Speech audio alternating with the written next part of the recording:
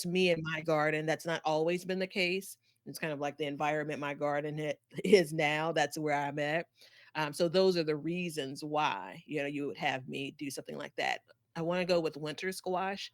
I think the best chance of me getting a nice winter squash harvest, because those are longer growing crops, different than cucumbers. Cucumbers are quick to germinate, quick to grow, quicker to produce compared to a winter squash plant like butternut squash could take 110 days. So if I could get ahead by 30 days by starting those inside and then getting them transplanted, I'm better off than starting from day zero by direct sowing them. That's me in my climate, knowing that my hot weather is going to wrap up about September.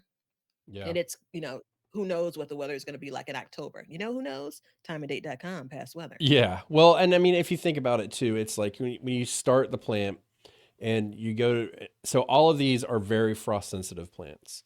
Hmm. Does that mean that if it's 35 degrees, they're going to die? No. But what that means is if it's 35 degrees, they're going to get stunted. They could get hurt. They cannot do what they need to do. And a lot of them won't germinate when it's that cold. The seed will just sit there and rot. So what that means is, this is the point, Batavia, where we take that pin and now we're going to pull Hmm. it back out that we were talking about earlier.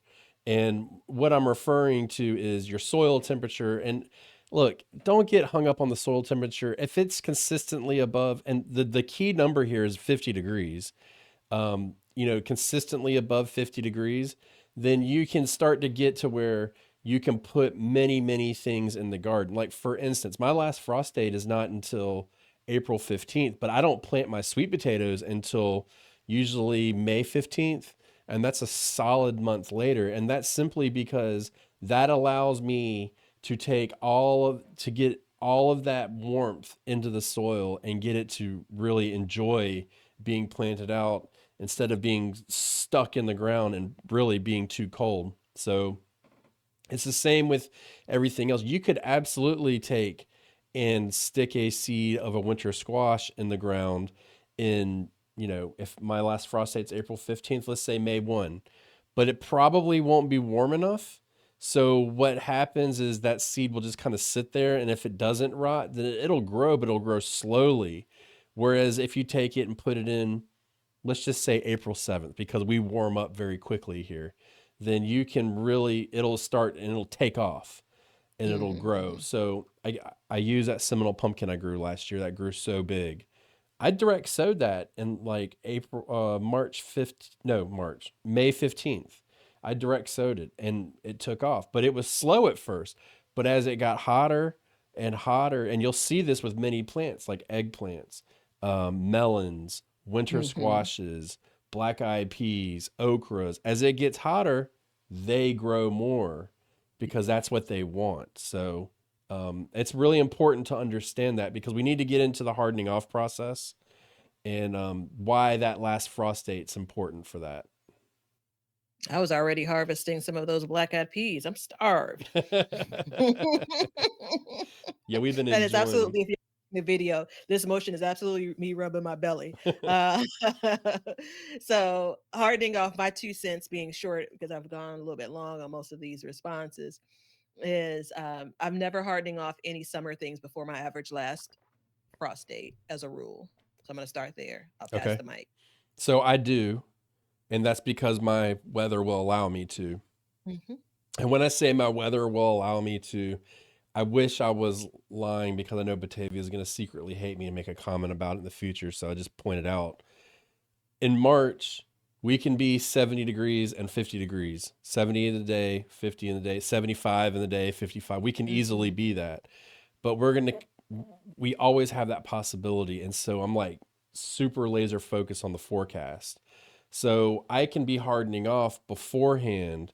But what that means is I need to be prepared to bring everything back inside if it gets cold. And there's times where I will have a fully hardened off vegetable and it will sit on my porch for 2 to 3 weeks and I'll bring it in 8 times over that period just to make sure that that it's protected. So, and even then, after the first frost date comes, it can still sit there for a couple weeks, or usually it's about a week afterwards. I usually start getting my tomatoes in the ground about a week afterwards, and it's solely just watching the weather to make sure I get that timing right.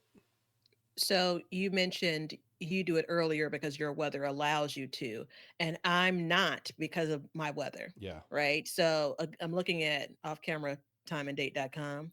So the April 2024 schedule for weather, I have highs in the 60s and 70s, kind of the week before my average last frost date, and I have lows as low as 45.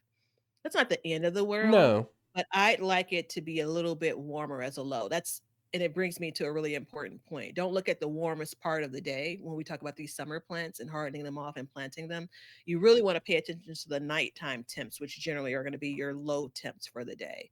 That's really important when it comes to we're trying to be careful and not put our plants in harm's way, right? And so that's a part of the reason why I don't plant my sweet potato plants until I get into June. Now, again, I think that's probably one of the last ones that I'll push to go much earlier.